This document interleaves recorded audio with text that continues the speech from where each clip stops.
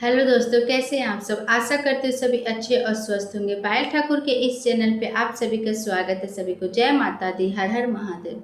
रोज की तरह मैं आप लोग के सामने बहुत ही सुंदर, बहुत ही प्यारा सी चर्चा गीत लेकर आई हूँ। आप लोग इस गीत को सुनना, लाइक करना, कमेंट करना, मेरे चैनल को सब्सक्राइब करना मत भूलिएगा। जो लोग नए वो मेरे चैनल को सब्सक्राइब कीजिएगा और गीत पर पूरा बने रहेगा। बहुत ही सुंदर आप सबके सामने आज मैं गीत लेकर आई हूँ। आशा करती हूँ आप सभी को मेरा ये गीत पसंद आएगा। गीत को अंत तक जरूर सुनिएगा और कमेंट बॉक्स में हर हर महादेव लिखना मत भूलिएगा। तो आइए मैं अपना ये गीत शुरू करती हूँ। बड़ा सुंदर गुरु के नगरिया, चल देखने सखिया। बड़ा सुंदर गुरु के नगरिया, चल देखने सखिया। चल देखना सखिया, चल देखना सिसिया। चल देखना सखिया, चल देखना सिसिया। बड़ा सुंदर गुरु के नगरिया, चल देखने सखिया। बड़ा सुंदर गुरु के नगरिया, चल देखन सखिया। चारों ही धामवा में पावन धामवा हुए। सबका से ऊपर शिव गुरु जी के नामवा हुए। चारों ही धामवा में पावन धामवा हुए। सबका से ऊपर शिव गुरु जी के नामवा हुए। बनी जई है बिगड़ल सबे कामवा, चल देखना सखिया। बन जई है सब बिगड़ल कामवा, चल देखने सखिया।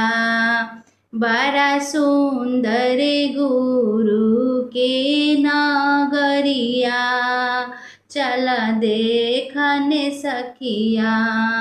बड़ा सुंदर गुरु के नगरिया, चल देखने सखिया। राजा रंग फकीर जे भी जाला दुवरिया हो।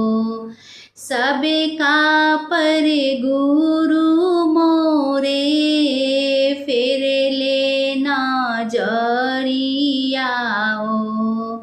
राजा रंग फकीर जे भी जाला दुवरिया हो।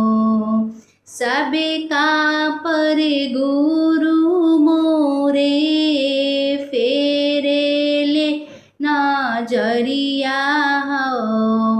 भर दी है हमरो खाली झोलिया, चल देखने सखिया। भर दी है हमरो खाली झोलिया, चल देखने सखिया। गुरु के सुंदर नगरिया, चल देखने सखिया। बड़ा सुंदर गुरु के नगरिया, चल देखने सखिया। मोह माया छोड़ के सबे गुरु के दुवरिया चल। दिनवा बीत बीताला चली के उनके सरनिया चल। मोह माया छोड़ के सबे गुरु के दुवरिया चल। दिनवा बीताल चली के उनके सरनिया चल। उहे बनी है दुखवा के दबैया, चल देखने सखिया। उहे बनी है दुखवा के दबैया, चल देखने सखिया। बड़ा सुंदर गुरु के नगरिया, चल देखने सखिया। बड़ा सुंदर गुरु के नगरिया, चल देखने सखिया। दुखवा बीमारी होई है, देहिया लाचारी होई है। उनका दुआरी आके कोई ना खाली जाइए।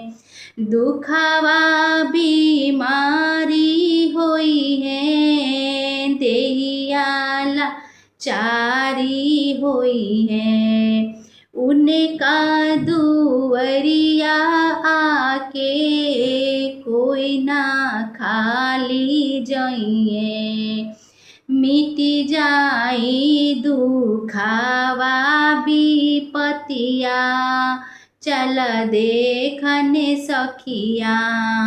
मिट जाई है दुखावा विपतिया, चल देखने सखिया।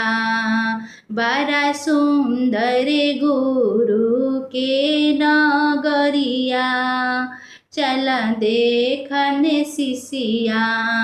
बड़ा सुंदर गुरु के नगरिया, बड़ा सुंदर गुरु के नगरिया, चल देखने सखिया।